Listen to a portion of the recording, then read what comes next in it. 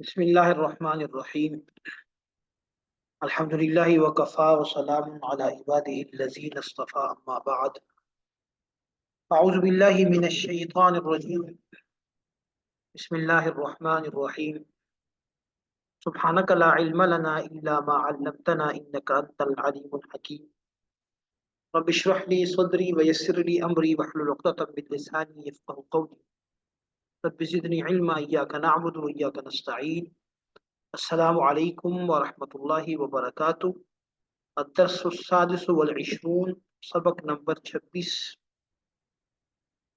Lesson number 26۔ آج ہم 26واں سبق پڑھیں گے۔ سبق نمبر 26 کا عنوان جو ہے اس میں غیر متمکن کی جو تیسری قسم ہے جس کو ہم اسماء موصولات کہتے ہیں یا اسماء موصولہ کہتے ہیں، ان کا بیان ہوگا۔ اسم موصول یا اسماء موصولہ کسے کہتے ہیں؟ آپ آسان لفظوں میں یوں سمجھ لیں کہ عربی زبان میں چند مخصوص اسماء ہیں جن کو اسماء موصولہ کہا جاتا ہے۔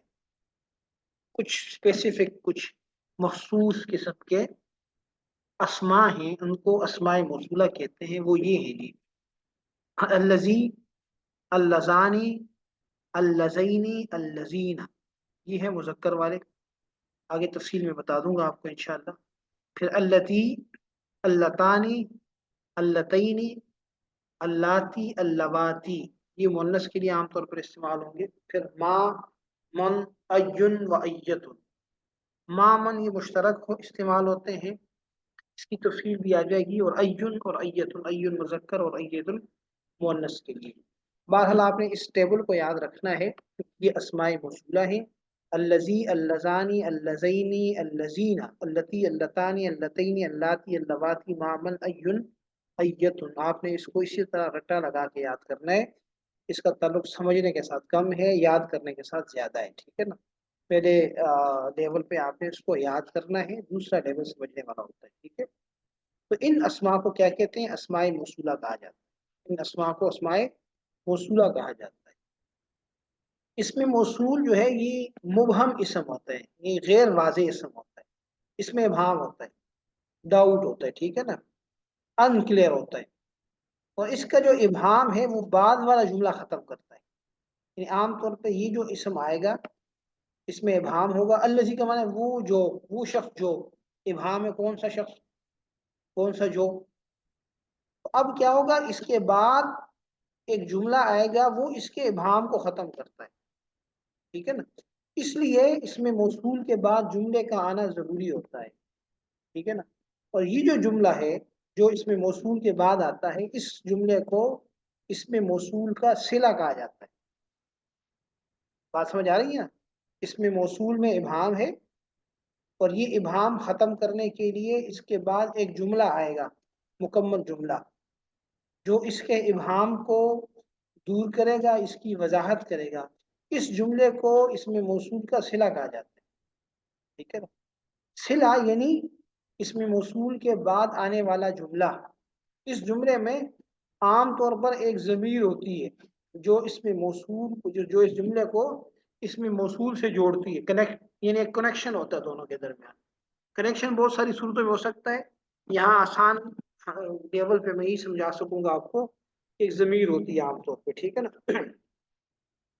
مثلا آپ یہ دیکھیے، آپ کے سامنے مثال ہے: لقیتو ھذا الذی اکرمک، لقیتو میں ملا، ھذا اس شخص سے، الذی وہ شخص جو، ابہام ہے، اگر میں آگے اکرمک نہیں ملاؤں گا ابہام ہے، میں ملا اس شخص سے وہ شخص جو، کون سا شخص جو؟ غیر واضح، اکرمک جس نے تمہارا اکرام کیا تھا۔ اب وضاحت ہو گئی۔ اس مثال میں الذی اس میں موصول ہے، اور اکرمک کا پورا جملہ اس کا صلہ ہے، ٹھیک ہے نا، جو اس کے ابہام کو دور کر رہا ہے۔ اور اکرمہ کے اندر ہوا ضمیر ہے، اکرمہ کے اندر، جو اس جملے کو اس میں موصول سے جوڑ رہی، کنیکشن پیدا کر رہی، کیونکہ جملہ جو ہے جملے کو کسی کنیکشن کی ضرورت نہیں ہوتی، یاد رکھیں یہ بات۔ اگر اس کو آپ نے کسی سے جوڑنا ہے تو کنیکشن پیدا کرنا ہوگا، ٹھیک ہے نا؟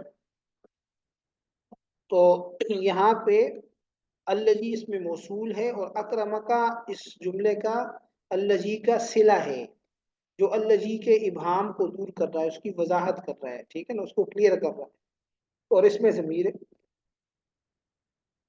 اب آپ دیکھیں گے اسماء موصولہ کون کون سے، اس کا جدول اور نقشہ آپ کے سامنے رکھتا ہوں میں۔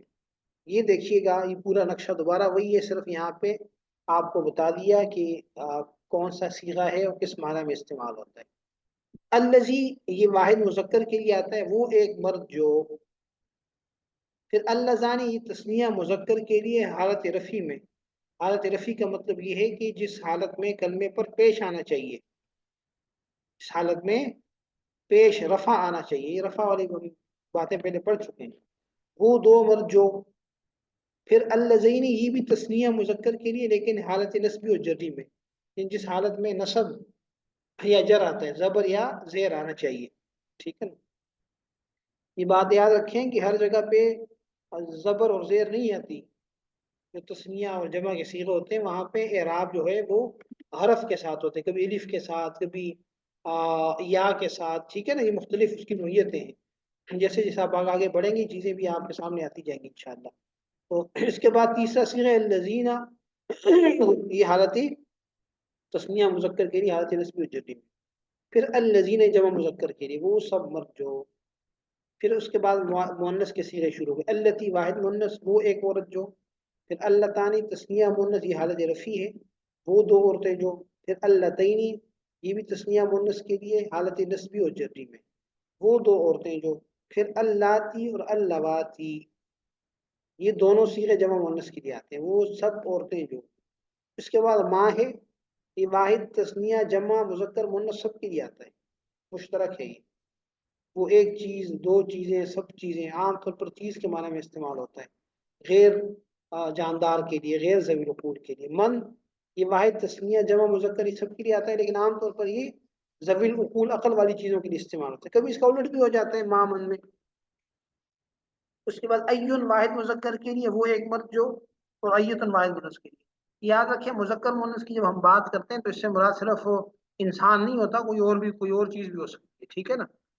تو دیکھیے گا یہ گردان آپ نے ٹیبل اوپر یاد کر لیا ہوگا، اب اس ٹیبل کو آپ نے اس طریقے سے یاد کرنا ہے، الذی، اللذانی، اللذین، اللذین، یہ یاد رکھیں کہ ترتیب سے صیغے چل رہے ہیں، پہلا ہے واحد مذکر کا، پھر تسنیہ مذکر حالت رفیع، پھر تسنیہ مذکر حالت نسبی جری، پھر جمع مذکر، ٹھیک ہے۔ پھر اس کے بعد مؤنث کے اللتی، اللتانی، اللتین، اللاتی، اللواتی، یہ مؤنث کے چل رہے ہیں، اللتی واحد مؤنث، اللتانی تسنیہ مؤنث حالت رفیع، اور اللتین تسنیہ مؤنث حالت نسبی و جری، پھر اللاتی اور اللواتی جمع مؤنث۔ پھر اس کے بعد عام صیغے آ جائیں گے، ماں اور من، ماں غیر ذوی العقول کے لیے، من ذوی العقول کے لیے، یہ اور واحد تسنیہ جمع سب کے لیے استعمال ہوتا ہے، ایون واحد مذکر کے لیے اور ایتن واحد مؤنث کے لیے، ٹھیک ہے جی۔ تو یہ آپ کے سامنے پورا جدول اور نقشہ ہے، اس کو آپ نے دیکھنا ہے، اس کو یاد بھی کرنا ہے، الذی، اللذانی، اللذین، اللذین، اللتی، اللتانی، اللاتی، اللتین، اللاتی، اللواتی، ما، من، ایون اور ایتن، ٹھیک ہے جی۔ اب یہاں پہ ایک ضروری بات سمجھ لیں، جو اس میں فاعل اور اس میں مفعول ہوتا ہے، اس میں فاعل اور اس میں مفعول، اس کے شروع میں جو الف لام آتے ہیں وہ بھی اس میں موصول کے معنی میں ہوتے ہیں، ٹھیک ہے نا۔